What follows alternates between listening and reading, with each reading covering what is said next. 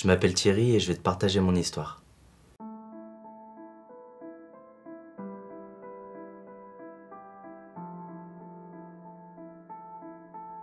Je suis issu d'une famille portugaise qui a émigré dans les années 70 en France et mes parents étaient témoins de Jéhovah.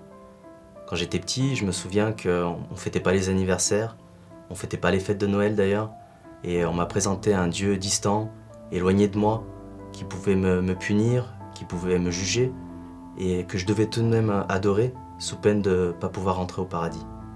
Je me souviens également de quelques illustrations que je regardais à travers des livres pour enfants, et qui relataient les histoires de David, Goliath, de Samson, de Moïse, ou même de Jésus. Et encouragé par ces histoires, je commençais à parler à Dieu dans mon cœur quand j'avais entre 4 et 6 ans, et tous les soirs je m'endormais en priant Jésus. Un peu plus tard, en rentrant à l'école, j'étais très intéressé et attiré par les sciences, notamment la biologie, l'astronomie, la physique, et j'ai commencé à développer un esprit cartésien qui m'a coupé de cette première communion avec Dieu. Plus tard, à 21 ans, on m'a révélé un secret de famille qui est venu me bouleverser et vraiment qui est venu ébranler mon cœur. J'étais en quête d'identité et du coup, à travers une spiritualité présentée par le développement personnel, j'ai commencé à faire des stages énergétiques. Je me suis intéressé au bouddhisme, à l'hindouisme, je croyais aux vies antérieures, je pratiquais la méditation, le yoga. J'avais plusieurs thérapeutes qui me suivaient, comme des chamans, des médiums, des personnes qui pratiquaient la médecine chinoise, le Qigong. Et pour résumer, c'était comme un énorme buffet à volonté. Et je passais mon temps à me gaver de toute cette fausse spiritualité sans jamais réussir à me rassasier. J'avais une blessure dans mon cœur que rien ni personne ne pouvait penser.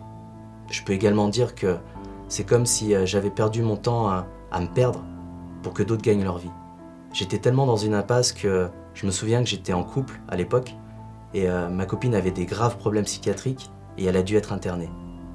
Et dans mon cœur, j'étais tellement bouleversé et ébranlé que j'ai prié Jésus, le seul, et j'ai demandé qu'il intervienne. Au bout d'une semaine, sans aucune attente, ma copine est sortie de son hôpital psychiatrique. Et il y a Dieu qui a commencé à travailler dans mon cœur. Plus tard, j'ai voulu également changer un petit peu ma vie. Je me suis intéressé à manger un petit peu mieux. Et c'est dans ce cadre-là que j'ai pu rencontrer Karine, qui est au jour d'aujourd'hui mon épouse. Comme moi, elle avait fréquenté le milieu du New Age et j'ai pu me reconnaître à travers son témoignage. Elle avait le projet de réaliser un documentaire qui s'appelle Plus de grâce. Et j'ai regardé la bande-annonce et on voyait des personnes qui étaient dans la rue. Elles priaient les uns pour les autres et elles imposaient les mains à des personnes et ces personnes étaient guéries. Et moi, j'étais assez réticent à tout cela parce que j'avais comme 3 piliers dans ma vie, à savoir je me ferai jamais baptiser, je prierai jamais dans la rue et encore je me marierai certainement pas. Et Dieu a commencé à travailler mon cœur.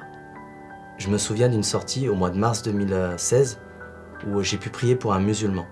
Il avait une fibromyalgie et lorsque j'ai ouvert les yeux suite à ma prière, j'ai vu son visage a été complètement transformé.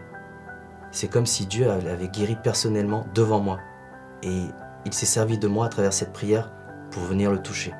Et ça a impacté ma vie. Quelques temps plus tard, j'ai pu être baptisé à mon tour.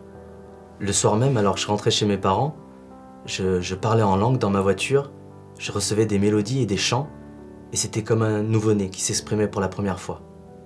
J'avais soif d'en savoir un peu plus sur ce Dieu d'amour, et j'ai commencé à fréquenter quelques soirées avec des chrétiens. Ils ont prié pour moi, pour la guérison, et j'ai pu être délivré d'un psoriasis que je traînais depuis 4 ans. À travers mon témoignage, je voudrais que toi aussi tu puisses rencontrer ce Dieu d'amour qui t'appelle, qui te désire et qui veut te montrer à quel point tu es précieux pour lui. Et j'ai ce verset dans mon cœur pour toi, à savoir, il ramènera le cœur des pères vers les fils et le cœur des fils vers leurs pères. Sois béni.